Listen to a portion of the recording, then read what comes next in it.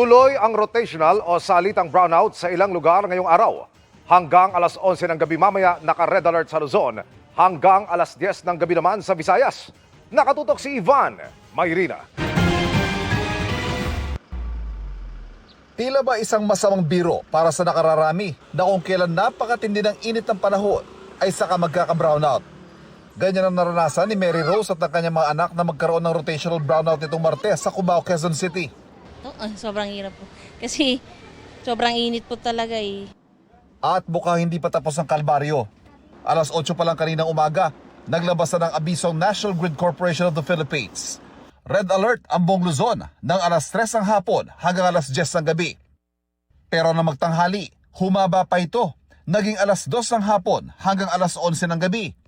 Kapos kasi ang 12,075 megawatts sa kapasidad ngayong araw sa tinatayang 12,927 na peak demand, lalo sa mga oras na kasagsagan ng init at alinsangan.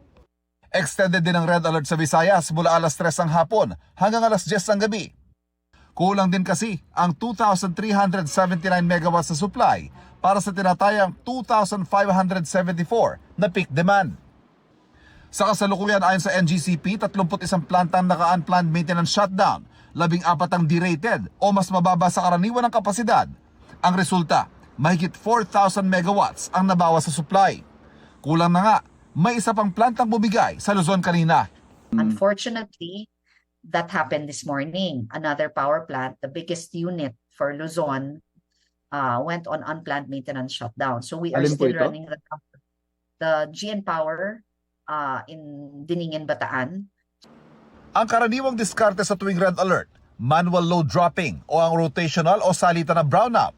Halos 1 milyong customer ng Meralco ang naapektuhan niyan kahapon sa mga bahagi ng Batangas, Bulacan, Cavite, Laguna, Metro Manila, Pampanga, Quezon at Rizal.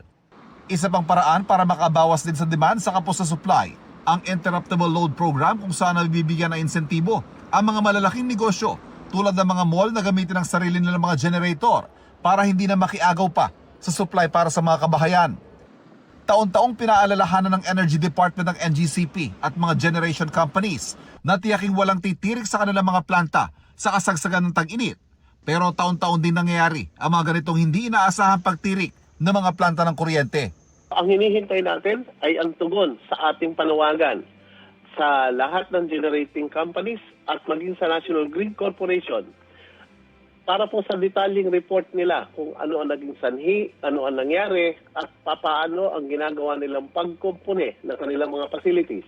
Hinihingan din po natin ng eksakto o mas detalyadong panahon kung kailan nila maibabalik sa serbisyo ang kanilang mga facility. Kung meron pong pagkukulang, ang sino mang stakeholders natin sa ating industriya ng kuryente, iimbestigahan po natin yan. At tanggap ng NGCP ang ganitong pagkapataw ng multa, pero sa panig daw nila, agad namang naayos ang naging aberya sa kanilang transmission lines. Ang power plants ang nagkakaproblema. Kahit anong makina, maski kotse, maski maganda ang maintenance mo, maski regular ang pagtingin mo ng, dapat mo tingnan yung oil, water, pati yung tires, mangyayari yan, magkakaroon ka ng hindi inaasahang pagkasira. Right now, kung walang ibang movement, kung hindi makabalik yung mga planta, patuloy ang red alert up to Monday. And we have to run the numbers for the weekend. Ivan Mayrina, nakatutok, 24 oras.